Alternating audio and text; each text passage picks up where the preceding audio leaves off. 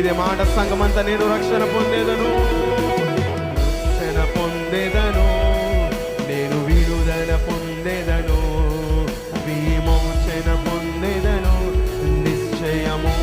స్వరములైతే బిగ్గరగా, నేను రక్షణ పొందేదను,